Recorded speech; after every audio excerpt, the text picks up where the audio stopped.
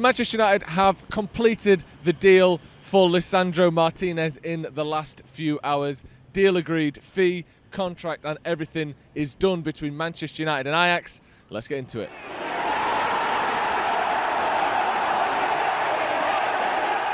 Hello and welcome to Stretford Paddock. My name is Joe. We are here in Melbourne before the game against Melbourne Victory, and Manchester United have some huge transfer news. But before we get into that, this video is sponsored by original creator Leisurewear, but more from them in a little bit. Here is the news then that we've been waiting for quite a while now. Lisandro Martinez will be a Manchester United player.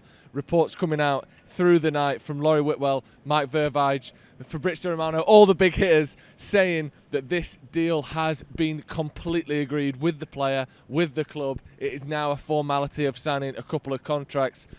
It started last night. Laurie Whitwell told all now agreed on Lisandro Martinez to Manchester United. Fee sorted with Ajax and personal terms finalised. The hope is that he can join United for the pre-season tour in Australia. Well, we're in Australia and I don't see any Lisandro Martinez, so he needs to hurry up a little bit. Then we saw Mike Vervige saying paperwork transfer. Lisandro Martinez is being finalised this morning. United are waiting the green light from Ajax, but the deal is closed. Transfer fee reportedly higher than 55 million euros in total. That's been a back and forth for a long time. I think this all started a couple of weeks ago. We saw that Arsenal had made a bid in around the 30 million pound region, 35 million euros. It then went on to be rejected by Ajax.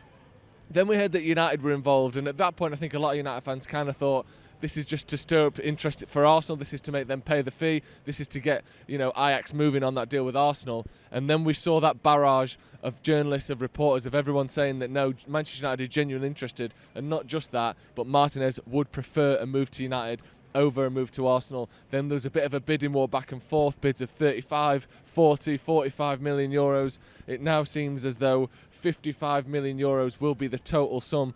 Some saying that will be a 50 plus 5 million euro add-ons. And some saying that it'll be 55 million euros plus another 5 million euro add-ons, obviously.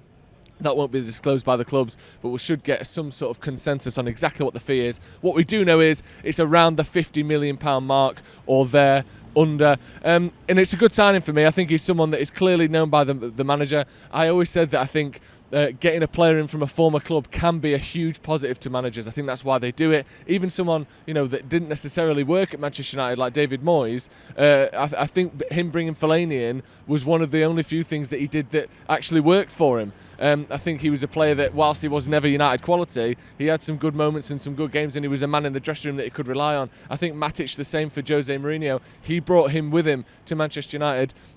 We're seeing this again now. Louis van Gaal, I don't know if he managed him at club level, but he managed Daley Blind at national level, and he knew a lot about him. We're now seeing the same with Erik ten Hag, and it's something that goes on in football all the time, isn't it? Managers bringing in players they know and trust, and I think part of me thinks 50 million quid for a somewhat unknown left-footed centre-back who is 5'9", that seems like a lot of money, but I trust Erik ten Hag, I trust the system he's trying to play, and I trust that he knows whether he can match the physicality necessary to be in the Premier League.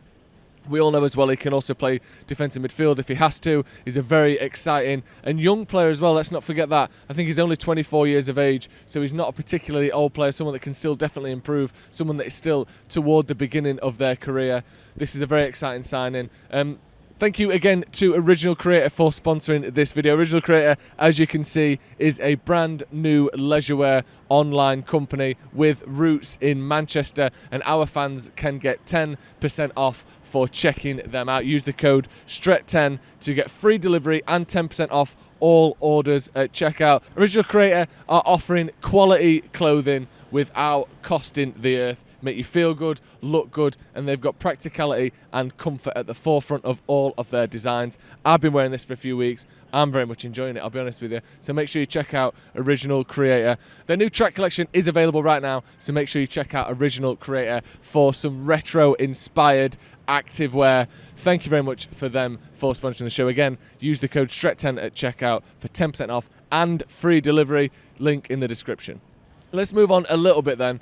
to Frenkie de Jong. And the latest there, coming out in the last 24 hours as well, is that Manchester United have fully now agreed the fee for Frenkie de Jong. Simon Stone, Laurie Workwell, Fabrizio Romano, every single person you are looking at for these sorts of updates has said that a 75 million euro upfront plus a further 10 million in add-ons has now been completely agreed with Barcelona. They've given the okay, they've given the green light on that. It is now just up to convincing Frenkie de Jong to join Manchester United, which, you know, depending on who you believe, is more close to being done than not. Or some people saying he doesn't want to join Manchester United and that's final. I think the people in the know seem to be saying that he is interested in joining Manchester United. He'd obviously rather stay at Barcelona, but if he's forced out, which it seems he is being, he would be happy to move to Manchester United. I think that's something that people forget. You know, you speak to journalists and you speak to people, and people almost want that black and white of, well, if he wants to stay at Barca, that must mean he'd hate it at United. Well, you can have a number one and a number two choice, and you don't necessarily hate either of them, but you would pick number one over number two. Yes, he wants to stay at Barcelona, but that doesn't mean that if he came to United, he would hate every minute of it. You know, I think he's a human being that can clearly see he is basically being pushed out by Barcelona. I doubt he'd want to stay there under those circumstances either, to be honest. It's clearly just the point of him trying to get those wages sorted that he is owed by Barcelona. Again, I'm not going to stand here and say that the De Jong deal will definitely get done, but it looks as though we've taken another big step forward. Again, Fabrizio Romano breaking that news yesterday, that 75 million euro plus 10 million euro in add-ons fee has been agreed between Manchester United and Barcelona for Frenkie de Jong. Now it's about sorting out those finer details of the contract, of Barcelona paying him the wages that he's owed, and hopefully he will be a Manchester United player. We are back obviously every single day for the news, so hit subscribe. We've also got watch-alongs, we've got breaking news, we have lives every time there is a big update. So hit subscribe to Stretford Paddock if you haven't already, and again, make sure you check out Original Creator. The link and the code are in the description. Thank you very much for joining me. This has been Stretford Paddock News. I'll see you in a bit.